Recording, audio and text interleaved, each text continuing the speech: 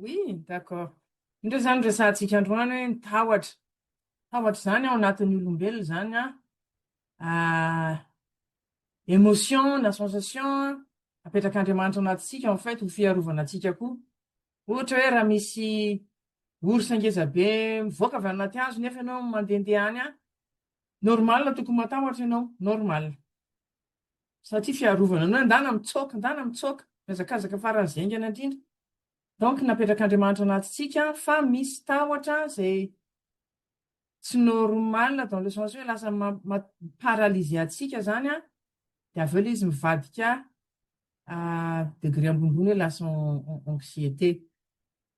Atombotsika amin'ny portrait foana moa zany tantaran'olona tena marina. Janice est toujours sur ses gardes. Sa voix timide et son attitude réservée montrent qu'elle est en permanence à l'affût d'un danger potentiel. Enfant unique d'une mère célibataire, Janice a le sentiment d'avoir été choisie comme bouc émissaire par sa mère. Petite, elle se souvient de l'attente angoissée du retour de sa mère, tout son corps se crispant sans savoir ce qui allait se passer. Devenue adulte, Janice reste constamment méfiante face à un danger potentiel. Elle remarque même qu'elle se tend parfois alors qu'il n'y a aucune raison objective de s'inquiéter. Donc la peur constante que Janice a, c'est depuis son enfance, la façon dont elle a été élevée par sa maman, qui était célibataire. Je ne sais pas si la maman avait toujours peur que quelque chose arrive à Janice, et elle a transmis ça à Janice, soit parce que sa maman l'a laissée toute seule à la maison, peut-être comme elle était une mère célibataire, et puis Janice avait naturellement peur. Mais donc, ce sentiment a grandi en Janice depuis son enfance jusqu'à ce qu'elle soit adulte et elle n'arrive pas à s'en débarrasser. Puis l'autre personnage, c'est Nadine, qui est considérée comme une solitaire. Peu de gens savent qu'elle a une peur profonde d'être en groupe. Elle est submergée par la panique lorsqu'elle se retrouve dans un restaurant avec ses collègues. Même si cela peut sembler irrationnel, elle craint de dire quelque chose de maladroit, de renverser de la nourriture sur son vêtement ou de commencer à bégayer. Quand elle est seule avec une personne, tout va bien, mais en groupe, même croiser le regard de quelqu'un devient douloureux. Et du coup, des fois, on n'imagine pas ce que les gens ont à l'intérieur d'eux-mêmes. Peut-être on va la juger très vite, non, pardon, Nadine, comme quelqu'un qui est un peu peut-être antisocial, ou même peut-être bizarre, t'es bizarre toi, peut-être même, peut-être qu'elle est un peu autiste, Nadine. On ne sait pas en fait ce qui se passe dans les gens, mais des fois on est trop vite à les juger, hein. Mais Nadine, elle a une peur irrationnelle d'être en groupe parce voilà, elle a peur d'être maladroit, de faire n'importe quoi. Et en fait, quand on se sent comme ça, ben, les gens aussi, ils le sentent et ils nous le font sentir en plus. Et c'est vrai quand après on fait n'importe quoi. Mon témoignage que Quand quand j'ai pris l'avion là de rentrer ici de Madagascar il y a quelques mois, moi j'étais en classe, c'est quoi, premium économie. Et puis il y avait une dame à côté de moi qui avait un certain âge. Et ben comme tous les avions sont différents, moi je cherchais c'est où le petit trou pour mettre l'écouteur, comment les boutons fonctionnent pour faire basculer un peu le siège et tout ça. Et puis elle me regardait d'un air bizarre à chaque fois. Et puis elle me dit, non, c'est comme ça. Non, c'est comme ça. C'est comme ça. Et puis j'ai pensé, mais elle m'énerve. Parce que je suis sûre qu'elle pense que j'ai jamais pris premium économie de ma vie. Cette femme. Et du coup, le plus elle pense, parce que je sentais qu'elle pensait que j'étais un peu maladroite, j'ai pas peut-être, enfin, comme ça, vient de quoi. Et puis et le plus, je n'arrive pas à trouver les choses. Et alors que, bon, c'était pas la première fois que je prenais enfin, cette sorte de classe, mais bon, on peut être comme ça, hein. Steve s'est blessé au cou dans un accident et vit depuis plusieurs années avec des douleurs et des engourdissements dans le bras. Finalement, il consulte un médecin qui lui prescrit une IRM. Au moment d'entrer dans la machine, le technicien lui demande, avez-vous des problèmes avec les espaces clos? Steve répond, non, pas du tout. Mais après seulement 15 secondes dans l'IRM, il fait une crise de panique complète. Il en a déjà eu plusieurs dans les avions et prend désormais un médicament chaque fois qu'il doit voyager. Comment on appelle cette phobie? La phobie de la claustrophobie, c'est ça. Ben, c'est irrationnel, hein? Mais c'est vrai que je ne sais pas si vous avez déjà fait une IRM, mais on se sent vraiment quand même dans. Enfin, j'avais l'impression que j'étais dans un cercueil, hein, horrible, mais donc il faut vraiment compte sur soi pour ne pas paniquer. Mais il y a des gens qui sont totalement claustrophobes comme Steve, donc il ne peut pas aller dans un truc. Donc on a différentes peurs qui peuvent être vraiment irrationnelles, qui n'ont aucune raison d'être, mais c'est comme ça. Donc il y a les versets clés pour nous encourager. Dans 2 Timothée 1,7, Dieu dit il nous a pas donné un esprit de peur, mais de force, d'amour et de sagesse. Donc, l'esprit de peur ne vient pas de Dieu. Et là, on ne parle pas de la peur du Seigneur, qui n'est pas, enfin, l'esprit de peur de ce monde, mais vraiment la révérence, la crainte, c'est la révérence du Seigneur. Mais là, quand on parle d'esprit de peur, c'est les peurs, différentes peurs qui nous paralysent, qui nous empêchent de vivre la vie que Dieu nous a donnée, de vivre d'une façon abondante. Dans Deutéronome, Dieu dit, peut-être diras-tu dans ton cœur, ces nations sont plus nombreuses que moi, comment pourrais-je les chasser? Ne les crains point. Rappelle à ton souvenir ce que l'Éternel, ton Dieu, a fait à Pharaon et à toute l'Égypte, les grandes épreuves que tes yeux ont vues, les miracles et les prodiges, la main forte et le bras étendu, dont l'Éternel, ton Dieu, t'a fait sortir. Ainsi fera l'Éternel, ton Dieu, à tous les peuples que tu redoutes. Ne sois point effrayé à cause d'eux, car l'Éternel, ton Dieu, est au milieu de toi, le Dieu grand et terrible. Dieu est au milieu de nous. Il a promis qu'il ne nous quittera jamais, même si on ne le voit pas. Son esprit est en nous et avec nous. Et Jésus est au ciel aussi, il prie pour nous. Donc, Dieu nous rappelle qu'on ne devrait pas avoir peur. Dans la Bible, en anglais, hein, au moins, ils disent qu'il y a 365 fois où Dieu dit n'aie pas peur. Donc, une pour chaque jour de notre vie. Dieu, tous les matins, imaginons Dieu qui nous dit n'aie pas peur. Donc, c'est plus de 300 fois il nous dit ça. Mais c'est quoi la peur? Comme j'ai dit, la peur est utile pour fuir un vrai danger. Bah, si un ours est en train de te chasser, bah, t'as intérêt à courir le plus vite que tu peux, hein. Mais la peur peut devenir problématique si exagérée ou sans cause réelle. Comme les enfants, quand ils sont petits, ils ont peur du noir. Je ne sais pas vous, mais des fois, les enfants, ils pensent il y a quelqu'un, il y a quelque chose sous le lit. Quand c'est tout noir, il y a un monstre. Voilà, il faut mettre un peu de lumière. Et tout ça, c'est irrationnel, hein.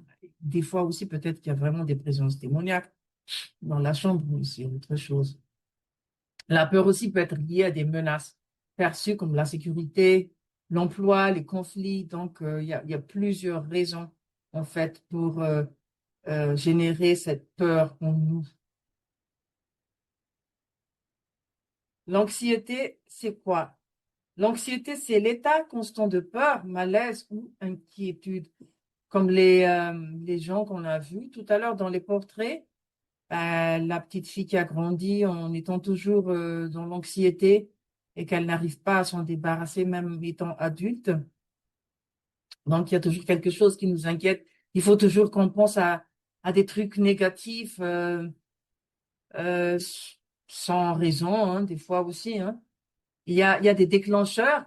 Dans tout ce qu'on a vu cette semaine, il y a toujours des déclencheurs. Qu'est-ce qui me met en colère? Qu'est-ce qui me décourage? Qu'est-ce qui me donne la peur? C'est des situations extérieures, des facteurs physiques, ou peut-être des modèles qu'on a vus à la maison quand on était petit, comment les parents se comportaient, ou peut-être des traumatismes, les traumatismes qu'on a eus pendant l'enfance ou l'adolescence, même étant adulte.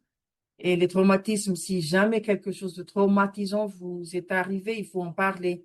Il faut en parler à des spécialistes, il faut en parler à des gens qui peuvent vous aider et pas les enfermer, le refouler à l'intérieur en pensant que si j'en parle pas, bah, je vais oublier, ça va s'en aller. Non, ça va pas s'en aller tout seul. Faut en parler, faut guérir les traumatismes. Et les symptômes de l'anxiété aussi, c'est la tension artérielle qui monte, on est tendu, on, on a des courbatures, on a mal à la tête, il y a nos cœurs qui battent plus rapidement, on transpire même parce qu'on anticipe toujours le danger, même quand il n'y a pas de danger réel.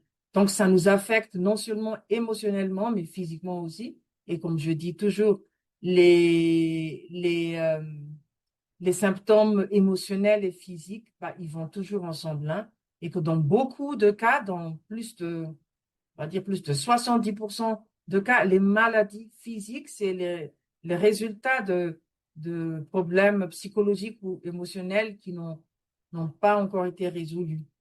Donc, c'est un tout, en fait, l'être humain, c'est un tout, comme on est un esprit qui vit dans un corps et qui a un âme.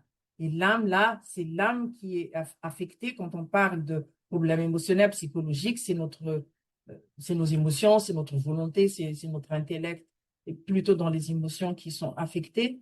Donc, la peur, l'anxiété, toutes les émotions négatives affectent non seulement l'émotion, mais aussi, ça se traduit par des problèmes, physique qu'on a.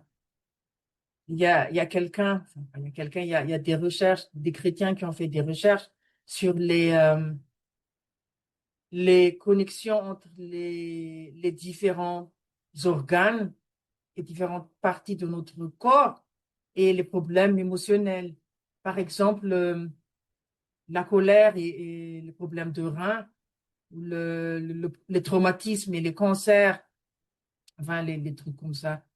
Et c'est vrai que dans la Bible, il y a un passage qui dit que le centre de nos émotions, il dit, au fond de nous-mêmes, c'est dans les reins. Donc, peut-être que s'il y a des docteurs qui sont là aujourd'hui, euh, peuvent confirmer en fait que, enfin, quand il y a des problèmes, le rein aussi est affecté, le foie, le rein. Moi, quand je suis stressée, c'est l'estomac et le foie. Ça, je le sais. Même si les docteurs disent, ah, il faut pas manger du piment, il faut arrêter de boire, les boissons gazeuses, mais je sais que c'est le stress. Quand je suis stressée, moi, j'ai mal à l'estomac. Donc, tout ça, c'est lié. Parlons des phobies. C'est quoi les phobies? Là, on est encore dans un degré plus grave. La peur qui peut arriver de temps en temps, qui est naturelle. Quand il y a des situations qui sont dangereuses, on a peur. Donc, c'est pour nous garder, pour nous préserver, pour nous mettre en sécurité. Après, il y a l'anxiété. Donc, on est toujours dans cet état de peur. On est anxieux. On a peur que quelque chose arrive et ça dure. On n'arrive pas à s'en défaire. Les phobies, c'est encore plus grave. Il y a différentes sortes de phobies, mais les phobies en général, c'est une peur excessive et irrationnelle. Par exemple, moi, j'avoue que moi, j'ai une phobie des serpents. J'arrive même pas à regarder les photos. Je regarderai même pas une photo de ça. Il y a des gens qui ont une phobie d'araignées. Ils vont même pas entrer dans une chambre s'il y a une petite araignée au plafond. Et il y a des gens qui ont la phobie, voilà, c'est quoi, l'agoraphobie qui a peur de l'espace ouvert. Ben, la claustrophobie qui a peur de l'espace fermé. Il y a tellement de phobies, je sais pas, mais je suis sûre qu'il y en a une centaine, hein, si on regarde dans les dictionnaires où on fait des recherches. Ces peurs excessives et irrationnelles. Ça mène à l'évitement, à une grande détresse. Ça paralyse en fait les phobies, ça paralyse, on n'arrive plus. Et là, on est figé, et puis voilà, quand on se fait tuer, c'est tout. Hein, voilà, l'ennemi vient et il nous tue. Parce que soit on évite à tout prix de voir ou d'aller vers les choses, oui. Euh, c'est pour ça que moi, je suis bien contente d'habiter dans les villes. Je ne voudrais pas habiter dans la forêt, parce que j'aime pas les bêtes. Et soit ça nous donne une grande détresse, il y a vraiment des choses où c'est inévitable qu'on va rencontrer. Ben voilà, l'exemple. Et puis, il y a les crises de panique. Les crises de panique, je ne sais pas si ça se dit comme ça en français, mais en anglais, c'est les panic attacks. J'ai déjà vu une amie avoir une panic attack. Ben, la personne reste par terre, n'arrive pas à bouger, n'arrive pas à réfléchir. Et c'est peur soudaine, intense, avec des symptômes physiques. Il y a le cœur qui bat très vite. Et il n'y a aucune raison, honnêtement. Rationnellement, il n'y a pas de raison. Mais voilà, la personne est ont pris une crise de panique, et puis voilà, c'est comme ça. Eh ben, le cœur bat très vite, il transpire, mais les crises de panique, il faut chercher les sources. C'est quoi la source de tout ça? Il y a quelque part, il y a une source. Et tant qu'on ne trouve pas la source, on ne peut pas bien traiter les choses. C'est comme quelqu'un qui a mal à la tête et on lui donne Dafalgan, Doliprane, aspirine, mais si le mal de tête, c'est parce qu'il y a un tumeur au cerveau, bah, la Doliprane ne va pas guérir, hein. Donc, il faut toujours déterminer c'est quoi la source. Donc, les crises comme ça, quand on a des troubles de panique, il y a des gens qui n'arrivent plus à faire des activités normales. Ils en sont incapables. Apparemment, c'est plus fréquent chez les femmes, hein, et ça débute souvent à l'adolescence, hein. Donc, les hommes, vous avez de la chance, on va dire. Dieu vous a béni sur ce point-là. Mais les crises de panique, il faut se soigner, en fait. Il faut se soigner. Et comme on a dit, les médecins font leur part. Nous, on fait notre part. Donc, il y a le naturel, mais il y a le spirituel où il y a Dieu vraiment qui peut aller tout au fond des choses et nous guérir de tout ça. Parce que je pense que les crises de panique, les phobies, tout ça, c'est quelque chose de psychologique, en fait, hein, qui est très profond en nous. Et puis, il y a que le Saint-Esprit de Dieu qui peut aller en profondeur, aller là où personne ne peut aller et vraiment trouver ce truc et enlever c'est comme une tumeur là qui est en nous depuis longtemps, longtemps. Il n'y a que Dieu qui puisse l'enlever. Et je prie que même en ce moment, Dieu fasse un travail en chacun de nous pour enlever là les tumeurs. Je vois comme une tumeur ensanglantée dans notre, je sais pas, dans quelqu'un ou dans nous, quelqu'un qui a ça, ou plusieurs personnes peut-être qui a ça, comme une tumeur, une boule de tumeur ensanglantée qui est déjà pourrie dans l'entraille. Puis, Seigneur, prends le Seigneur et enlève-le, détruis le Seigneur. Et que Dieu envoie son feu en nous pour assécher tout ça, pour brûler tout ça, pour que la guérison totale vienne en nous, même en ce moment même, au nom de Jésus. Au nom de Jésus, libère tout ce que vous avez là. Donnez à Jésus. Donnez à Jésus vos douleurs. Il y a des choses que personne ne connaît qui vous est arrivé quand vous étiez peut-être petit, petite. Il y a personne, vous avez peut-être dit à personne, mais Dieu il sait. Donnez tout à Dieu. Il veut vous guérir ce soir. C'est quoi les peurs relationnelles? Quand je dis peurs relationnelles, en fait, c'est des peurs profondes qui qui affectent nos relations, qui affectent nos relations avec nous-mêmes, avec les autres. Il y a quatre sortes de grandes peurs relationnelles. Le premier, c'est la peur de l'échec. Je pense que quand comme Jean-Marc a dit hier, il passe des examens, je ne sais pas combien de fois il n'a jamais eu, mais moi, je ne crois pas qu'à chaque fois, il était content d'avoir échoué, hein. Je pense que à chaque fois qu'on fait quelque chose, on a peur d'échouer, mais il y a des trucs qu'on doit faire, comme les examens. Par exemple, si on est appelé à présenter quelque chose au travail, ben, peut-être qu'on a peur. Et qu'est-ce qu'ils en pensent les autres? Et même moi, ça fait 20 ans que j'enseigne, mais peut-être qu'à chaque fois, il y a une petite voix qui me dit, ben, les gens, en fait, ils s'en fichent de ce que tu fais, hein. Ils comprennent pas, ils s'en fichent, ils sont là juste. Il y a toujours une petite voix qui nous dit, ouais, tu vas échouer, voilà quoi. Peur du rejet. Pourquoi nous, on ne partage pas Jésus à toutes les personnes qu'on rencontre? Pourquoi? Moi, je pense que la plus grande peur, c'est qu'on se fasse rejeter. Et c'est pas seulement le message de Jésus, mais que, ouais, on peut se faire rejeter. Ça fait mal, hein. Moi, je pense que personne n'aime le rejet, personne n'aime se faire rejeter.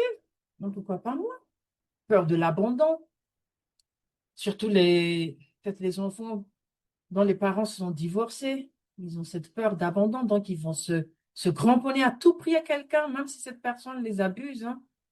Ils vont ils vont rester là à se faire abuser parce qu'ils ont peur de l'abandon, ils ont peur de se retrouver tout seuls. Il y a des gens qui peuvent pas être tout seuls, même dans leur maison. Il faut qu'ils appellent toujours quelqu'un pour être avec eux. Ils ne peuvent pas, il faut qu'ils sortent. Ils peuvent pas rester tout seuls parce qu'ils ont peur d'être abandonnés. Donc, il faut toujours de la compagnie, même si c'est des mauvaises compagnies, ben, il faut la compagnie. Et puis, la peur de la mort.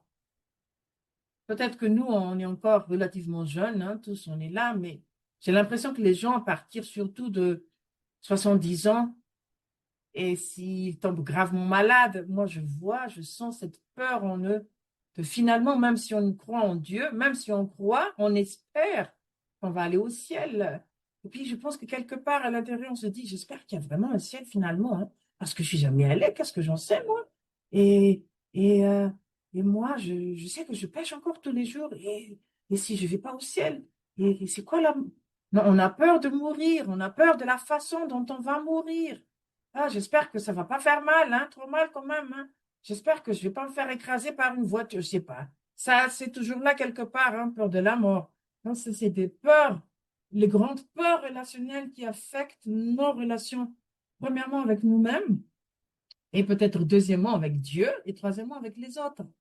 Parce que quand on a peur, finalement, c'est quoi? Ça montre qu'on ne fait pas trop confiance à Dieu, hein. Peut-être qu'on fait confiance à Dieu sur certaines choses, mais il y a des choses sur lesquelles je ne peux pas faire confiance. J'arrive pas à lâcher prise. J'arrive pas à m'abandonner au Saint-Esprit. Et puis, j'ai peur. Qu'est-ce que dit la Bible? L'amour parfait bannit la peur. C'est-à-dire que cet amour de Dieu, oui, c'est intellectuel. Comme on a dit l'autre jour, est-ce que tu crois que Dieu t'aime? Est-ce que tu le ressens, cet amour, ou c'est seulement intellectuel? Parce que vraiment, je ne sais pas de quoi demain sera fait, mais par exemple, l'autre jour, mon directeur qui me dit, est-ce que tu vas postuler à ce poste-là qui s'ouvre de directeur? J'ai dit non, j'ai pas pensé, non. Pourquoi? Parce qu'en fait, notre service, moi, je ne sais pas trop si ça va durer longtemps. Mais je me dis, mais de quoi il parle là? Il essaie de semer la peur en moi. J'ai dit, mais non, je ne vais pas postuler parce que j'ai peur. La motivation ne devrait pas être la peur. Je postule si je pense que ce serait bien pour moi et pour l'organisation. Et puis je dis, non, Seigneur, moi je refuse, je ne vais pas postuler. C'est quoi là? Tu me fais peur? Non, je ne veux pas. Je ne veux pas avoir peur. Alors, on va penser à des questions, on va s'interpeller, on va faire une introspection avec les questions qu'on a. Et comme d'habitude, je vais vous laisser un peu de temps pour répondre. Bon, je dis vous, hein, c'est moi aussi, hein. Tant que cette fois-ci, je n'ai pas oublié de faire les questions une par une. Alors, première question, est-ce que vous vous sentez effrayé? Si oui, c'est quand? Est-ce que vous avez peur de l'avenir? Est-ce que vous avez peur de certaines personnes? Est-ce que vous avez peur des araignées, des serpents? Ouais. Quand vous sentez-vous effrayé ou anxieux?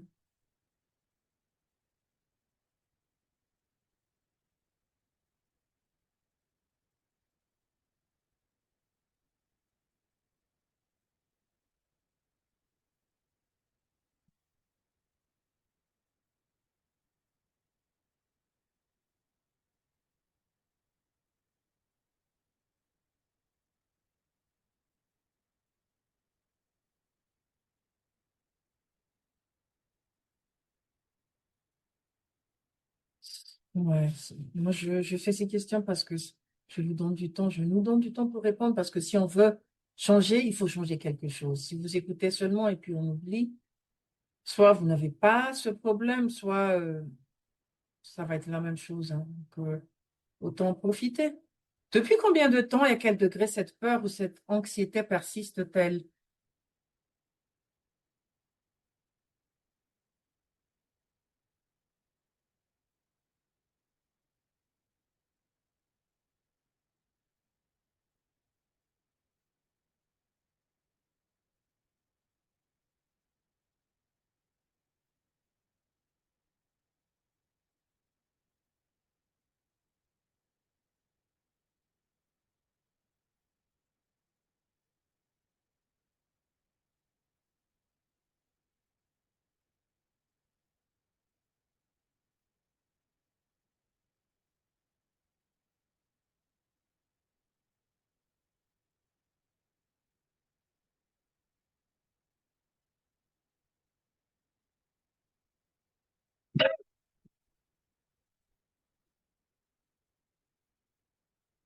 Quelle situation, quel objet ou quelle personne vous cause le plus de détresse? Cette question peut-être était déjà répondue avec les deux premières.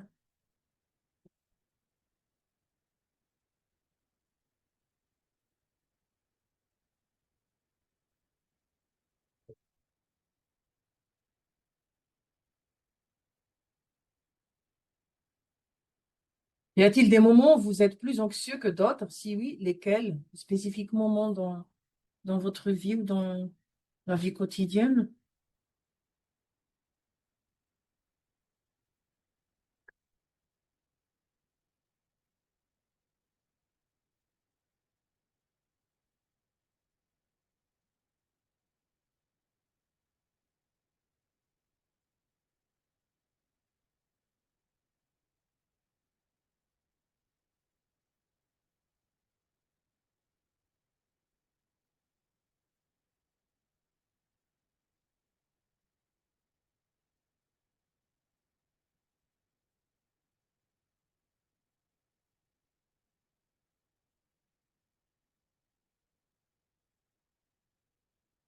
Cinquième question. Parmi les choses qui vous font peur, lesquelles semblent raisonnables et lesquelles semblent irrationnelles?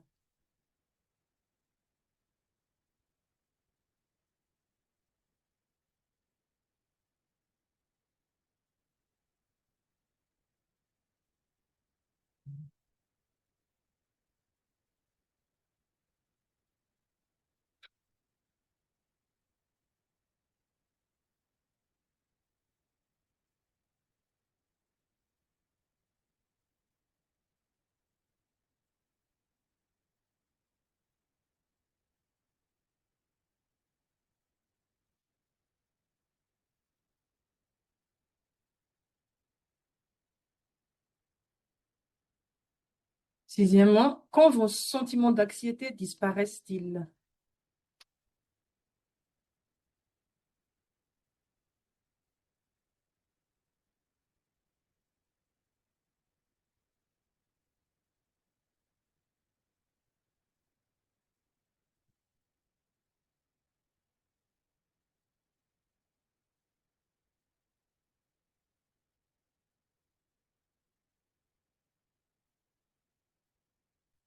Septièmement, comment avez-vous essayé de faire face à l'anxiété si vous en avez?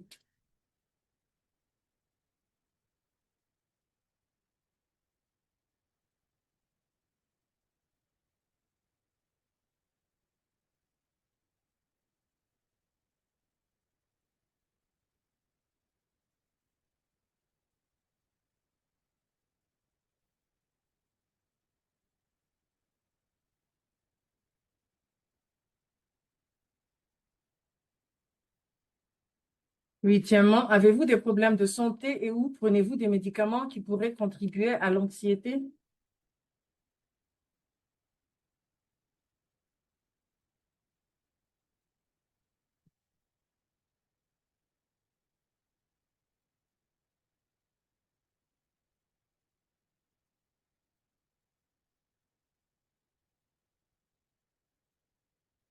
Alors, ça peut expliquer aussi, hein.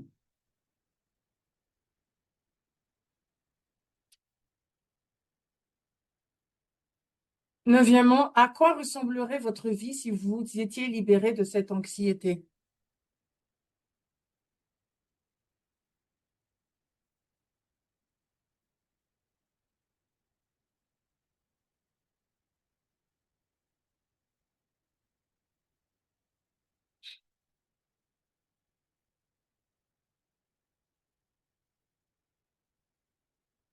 Voilà.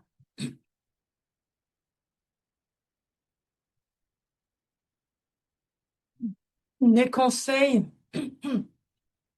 euh, la peur diminue avec la vérité.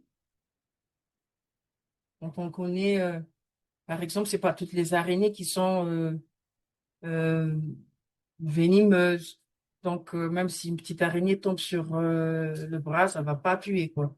Mais donc, ça, c'est vraiment une peur irrationnelle. Peut-être que cette vérité va aider, parce que l'anxiété vient souvent de fausses croyances aussi. Par exemple, la personne qui est anxieuse en groupe parce qu'elle pense que dès qu'elle dit quelque chose, tout le monde va rigoler parce que c'est stupide. Et que finalement, non, en fait, c'est pas vrai. Les gens ne sont pas aussi méchants, hein. Des fois, on pense que personne nous aime aussi et que voilà, on est bête et tout ça, mais c'est pas vrai. Il faut encourager de nouvelles habitudes et l'espoir. On a déjà dit, il faut remplacer ce qui est pas bon avec quelque chose qui est bon et qui est vrai, la parole de Dieu. Puis il y a toujours l'espoir, même s'il y a des problèmes de peur, d'anxiété, avec l'aide des médecins et des spécialistes, et surtout l'aide de Dieu, on peut s'en sortir. L'anxiété peut être transmise en famille, hein. Tous les problèmes dont on a parlé peuvent se transmettre de génération en génération. Tout ce qui n'est pas transformé en nous sera transféré à nos enfants. Tout ce qui n'est pas transformé dans la ligne générationnelle sera transféré. C'est-à-dire que si quelqu'un a une peur ou une phobie, ça pourrait être transféré à l'un des enfants. La peur se transfère. Les mauvaises habitudes se transfèrent. Ouais, ça semble pas logique, mais même les gens qui croient pas en Dieu, ils ont trouvé ça, hein, les médecins. C'est la science, hein. Donc, il faut de la patience parce que changer prend du temps. Là, on est en train de décortiquer un peu tout ça, de découvrir ces fruits qui sont mauvais, puis on va tout laver, on va tout remplacer, on va détruire les mauvaises choses, cette forteresse de mauvaises croyances, de fausses croyances, on va les détruire. On va les détruire, ces forteresses, on va petit à petit, avec la vérité, d'une brique après l'autre, on va construire une nouvelle tour qui est la vérité, qui nous aide à guérir et à nous libérer. D'accord. Pratiquement, comment on fait? Donc, premièrement, changer les pensées négatives, remplacer les mensonges par la vérité biblique, on l'a déjà fait, que ce soit la peur, que ce soit la mauvaise estime de soi, que ce soit l'inquiétude, la colère, on remplace. Et puis, distinguer entre la peur positive qui est la crainte de Dieu et la peur négative, la peur liée au monde. La crainte de Dieu, c'est vrai que on devrait avoir cette crainte de Dieu en nous.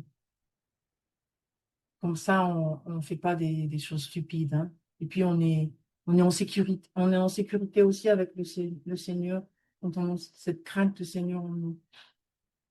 Deuxièmement, se tourner vers Dieu. On garde son regard sur lui, pas sur nos situations. C'est lui qui nous donne la foi, c'est notre vie en Christ, c'est notre relation avec le Saint-Esprit qui nous donne cette foi en Dieu, de croire que rien n'est impossible, qui peut nous sortir du trou même le plus profond, qui peut guérir toutes nos maladies, même si des fois les docteurs ne savent pas comment faire. Confier ses peurs dans la prière, puis garder ses pensées fixées sur Dieu qui apporte la paix. Et puis troisièmement, il faut repérer ces déclencheurs. Qu'est-ce qui me met dans cet état? Et puis identifier et limiter ce qui nourrit l'anxiété. Si avec nos pensées, on commence par une petite chose qui se transforme en et si ça arrive, et si, ben, si on continue le et si chemin, ce et si chemin va nous emmener très loin là où on veut pas. Et on va être paralysé par la peur qui est vraiment irraisonnable, irrationnelle. Donc, il faut trouver des stratégies d'adaptation. Par exemple, dès que la pensée négative vient dans la tête, ben, on l'élimine. Au nom de Jésus, non, Dieu dit que je suis comme ça, Dieu dit, Dieu dit. Donc, il faut connaître aussi la parole. Quatrième étape, c'est un parcours à pas à pas. C'est comme si on n'a jamais fait, on n'a jamais pratiqué le karaté. Et puis tout d'un coup, je me décide, tiens, je vais faire du karaté à partir de demain et avant la fin de l'année, où je serai ceinture noire. Non, c'est pas ça. Ça nous a pris des années pour construire ces mauvaises habitudes. Donc là aussi, Dieu peut faire un miracle, intervenir en une seconde et puis nous changer, mais il faut faire pas à pas. Il faut apprendre de nos échecs et pas voir nos défaillances comme des échecs, voilà, je suis nul, j'y arriverai jamais. Non, on se relève. Même quand on tombe, la Bible dit, le juste, il tombe 7 fois, mais Dieu le relève. On se relève. Les échecs, c'est une leçon. Donc, il faut affronter les peurs avec soutien, c'est-à-dire avec des gens qui sont sûrs et bienveillants avec tout le monde, puis utiliser des techniques de calme comme déplacer l'attention vers l'attention qui se tourne à l'intérieur vers le monde extérieur ou prendre les techniques de respiration, Priez bien sûr. Trouvez quelque chose qui vous calme. Ça, c'est chacun, ses techniques, hein. Puis, développer les relations positives. Faut pas passer trop de temps avec les gens qui sont négatifs, qui aspirent notre énergie, qui vraiment ouf, qui sont lourds. Il y a des gens qui sont lourds. Mais il y a des gens, ah, quand vous parlez avec certaines personnes, après, vous vous sentez léger. Après, vous vous sentez encouragé, positif. J'ai plus d'espoir. Je peux faire quelque chose. Peut-être que je peux pas faire 10 choses en une journée, tout d'un coup, mais je peux faire une chose aujourd'hui et ça m'encourage. Et ces gens-là, ils vous encouragent. Donc, trouver les relations positives. Mais ça ne veut pas dire que ces personnes-là, on les utilise sûrement pour, comme on dit, un dumpster. On va juste jeter tous nos trucs négatifs sur cette personne et pouf, moi je suis soulagée. Maintenant, toi, tu te débrouilles avec toutes les choses que je t'ai données. C'est pas ça non plus, mais c'est des échanges. Et puis, il y a des gens qui sont, voilà, qui ont plus de talent et de temps pour ça. Puis, il faut être patient parce que la guérison demande du temps. Dieu est là, il nous aide à surmonter notre peur, notre anxiété. Puis il faut garder une perspective éternelle, parce que tout ce qui se passe dans notre monde est temporel, c'est du passage, ça va passer. Mais ce qui reste, c'est la parole de Dieu, c'est l'éternité. Donc, moi, je dis pas que oui, c'est pas grave, hein, ce qui nous arrive, ce qui vous arrive. De toute façon, on va tous aller au ciel, c'est pas ça. Mais les choses vont passer de toute façon. Ça peut être vraiment très difficile à un moment, c'est très dur, mais de toute façon, ça aussi, ça va passer. Et il y a cette citation de cette dame qui s'appelle Corrie ten Boom, qui, euh, qui était une néerlandaise qui a aidé beaucoup les Juifs à les protéger pendant le régime de nazis. C'est une femme de foi, mais vraiment remarquable. Il dit que l'inquiétude est un cercle de pensée inefficace qui tourne autour d'un centre de peur. Donc imaginez un cercle au milieu qui est le centre de peur, et puis l'inquiétude, c'est il y a des cercles de pensée qui tournent, puis ça produit rien en fait, ça produit rien de bon en fait. Mais quand la peur il reste là et qu'on tourne autour de cette peur, ben, ça devient une inquiétude et ça s'aggrave. Puis là, c'est pour trouver la paix.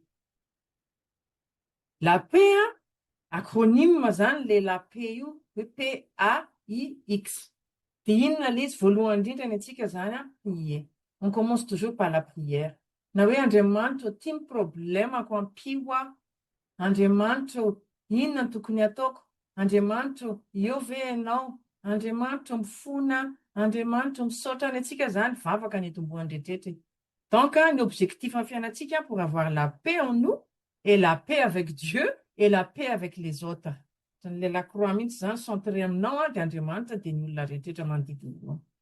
Voalohany indrindra prier, commencer par la prière pour remettre à Dieu toute chose, tout problème, toute inquiétude, toute colère, tout découragement. Après, analyser, c'est le hoe, raha tsy hitanao hoe inona ny source ny problème, tsy hitanao mihitsy inona fanafodiny io.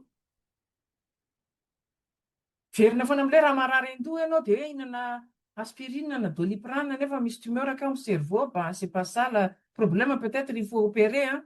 Donc, analyser, identifier la source du problème, avy aiza marina moa ty za ty e. Ny baiboly koa miteny hoe ny marina mahafaka anao, ka rehefa modina fanina le problème, dia solution tsy izy ohatrany hoe fanafody tsy izy no haninao zany dia tsy ho sitrana mihitsy ianao. Fa aveza tsara le problème-anao io, analyse eo tsara le zavatra mitranga. Ina moa zany mahatezitra lavitra e? Ina moa zany mahatonga matahotra e? Ina moa zany mahatonga anxieuse na angoissée? Ina mahatonga ina analyse eo dia zay verina indray tsika amin'Andriamanitra hoe ina moa zany Jesosy ny tena mahazo aty. Ampio fanahy-masina sy hoy ahy. Voalohany indrindra zany prier dia après analyser hoe inona marina ny rasinina problème anao. Dia avy eo hoe intervenir moa zany hoe corriger na appliquer hoe mandray à mesure amin'izay ianao, appliquer le bon remède. Intervenir, il faut intervenir, hein. Ohatrany hoe atao amin'izay zany le opération, averina amin'ilay ohatrany hoe marary an-doha zany ka tu meurs dia doit intervenir maintenant faut faire l'opération. Corriger le izy, misy diso le fomba fisainana. Maninona ianao mieritreritra fa tsy tian'ny olona izy no teny ianao an'izany, dia voly Antovy hoe mangina ianao dia vola amin'ny anaran'i Jesosy. Inona lazain'Andriamanitra momba anao? Ianao hozy izy Andriamanitra unika, ianao sarobidy eo amiko, ianao tsy ambany fa ianao nataoko ambony nampisatroako voninahitra ianao izy ambany kely noho ny anjely. Izany amin'ny salamy fahavalo eo. Intervenir zany na ny action, inona ny ataonao zany mba hicorrigenao ny zavatra tsy mety izay. Da avy eo hoe expérimenter X zany, mettre en pratique une nouvelle habitude et persévérer. Fa tsy hoe mila patience tsika zavatra tsy vita hoe efa nianatra izay herinandro dia manomboka an'izao za tsy mora tezitra intsony za tsy mba anxieux intsony za tsy manana mauvaise image de moi-même intsony za tsy mba matahotra intsony za fa tena mety daholo zao e. Non, parce que hiverina vetivety kely eo dia amène de vous situation indray ianao hoe sûr ianao fa tsy ho tezitra intsony, io raha misy olona manambany ianao, inona ndraiky no lazainao. Donc io acronyme P io zany ndao io entina zany hoe raha vao misy situation vavaka aloha voalohany indrindra, avy eo analyser, avy eo intervenir, expérimenter, mettre en pratique une nouvelle habitude. C'est le on détruit la forteresse de fausses croyances avant, la mauvaise croyance, et là on met en pratique une nouvelle habitude. Petit à petit, on le fait petit à petit et persévérer. Zay zany le izy hoe io ny editsika io image io c'est facile à se souvenir, à mémoriser la paix, je veux la paix.